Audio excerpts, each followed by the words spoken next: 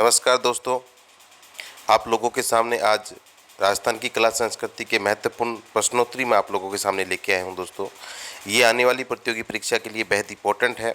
इनमें से कम 10% आपको आने वाली प्रतियोगी परीक्षा में देखने को मिल जाएंगे दोस्तों। तो शुरू करते हैं राजस्थान की कला संस्कृति के महत्वपूर्ण प्रश्नोत्तरी दोस्तों।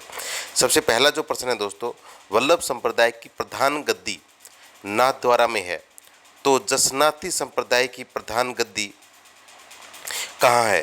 तो इसका सही आंसर है कतरियासर, बीकानेर दोस्तों।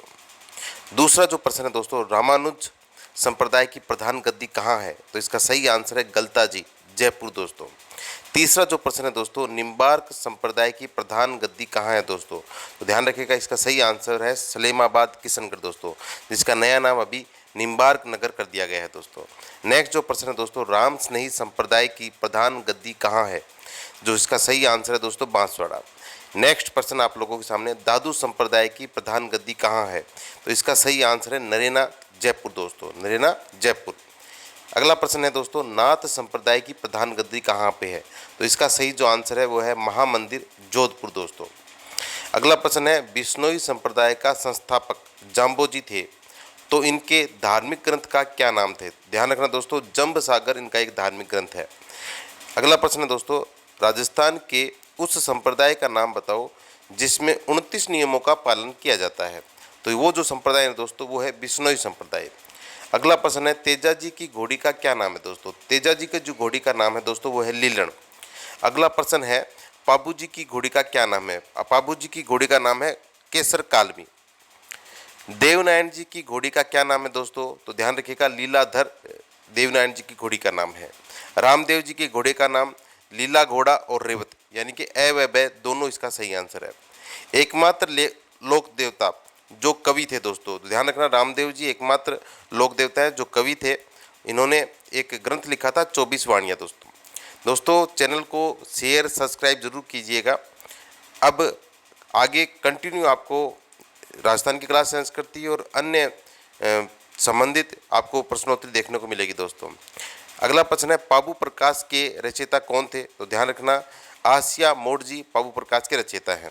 शीर्ष मेड़ी या शीश मेड़ी कहाँ स्थित है? ध्यान रखना दोस्तों, ददरेवा चूरू को शीश मेड़ी कहा जाता है। और धुर मेड़ी या गोगा मेड़ी कहाँ स्थित है दोस्तों? तो वो है आपके नोहर हनुमानगढ़। जो गोगा मेड़ी है उसको नोहर हनुमानगढ़ में, जिसको क्या बोला जाता है दोस्तों?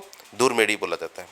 प्लेग रक्षक देवता किसे माना जाता है? तो पाबू जी को प्लेग रक्षक देवता माना जाता है। कुष्ठ रोग के निवारक देवता कौन है? तो रामदेव जी कुष्ठ रोग के निवारक देवताओं के रूप में पूजे जाते हैं। फड़ चित्रकारिता का प्रमुख केंद्र कहाँ है? तो शाहपुरा भीलवाड़ा फड़ चित्रकारिता का प्रमुख केंद्र है दोस्तों। अगला प्रश्न है, पाबूजी की फड़ का वाचन किस जाति के लोग करते हैं? तो ध्यान रखिए दोस्तों, नायक, आयड़ व थोरी जाति के जो भोपे हैं वो उपयुक्त यानी कि सभी पाबूजी की फड़ का वाचन करते हैं। तेजाजी के पुजारी को क्या कहते हैं दोस्तों? ध्यान रखना, घोड़ला कहते हैं दोस्तों। तेजाजी के पुजारी को घोड़ला कहा जाता है। देवनारायण जी की फड़ का वाचन कौन सी जाति करती है? ध्यान रखना दोस्तों, गुज्जर जाति के जो भोपे हैं उनके द्वारा देवनारायण जी की फड़ का वाचन किया जाता है। मांगलियों के इष्ट देवता मेहाजी देवता, ध्यान रखना दोस्तों, मांगलियों के जो इष्ट देवता है वो मेहाजी। भूमि रक्षक देवता जो होते हैं दोस्तों किसे कहते हैं? भूमिया जी को भूमि रक्षक देवता के नाम से जाना जाता है।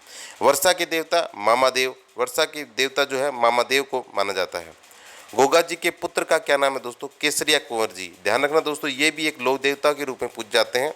गोगा जी के पुत्र का नाम है केसरिया कुंवर जी। अगला प्रश्न है, रामदेव जी की माता का नाम क्या है दोस्तों? ध्यान रखना दोस्तों, रामदेव जी के माता का नाम है मीणादेव। ध्यान रखना दोस्तों, क्या नाम है? मीणादेव। रामदेव जी के पिता का नाम सबको पता है दोस्तों, अजमल जी तंवर। ध्यान रखिए दोस्तों, अजमल जी तंवर, तंवर जाति के राजपूत थे। रामदेव जी के भाई का नाम विरमदेव।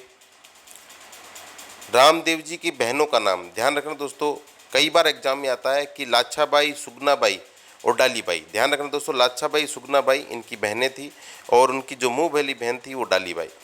रामदेव जी की मुँह बोली बहन का नाम क्या था दोस्तों? डालीबाई। रामदेव जी के गुरु का नाम, ध्यान रखिए दोस्तों, बालीनाथ जी। हालांकि हड़बू जी के गुरु का नाम भी बालीनाथ जी थे। हड़बू जी जो थे वो रामदेव जी के मौसेरे भाई थे। रामदेव जी की पत्नी का नाम नेतल दे। अमरकोट के जो राजा थे दल्ले सिंह सोडा, उनकी सुपुत्री थी नेतलदे, तो उनके पति जो थे रामदेव जी थे। ध्यान रखना दोस्तों, पत्नी का नाम नेतलदे। हड़बू जी का पूजा स्थल बैंकटी फलोदी यानी कि जोधपुर में इनका हड़बू जी का पूजा स्थल है। शेषनाग के अवतार, ध्यान रखना दोस्तों, शेषनाग के अवतार वीर कल्ला जी को शेषनाग का अवतार माना जाता है। हालांकि दोस्तों ध्यान रखिएगा, लोक देवताओं में सिर्फ 4 ही ऐसे लोक देवता हैं जो किसी न किसी के अवतार माने जाते हैं।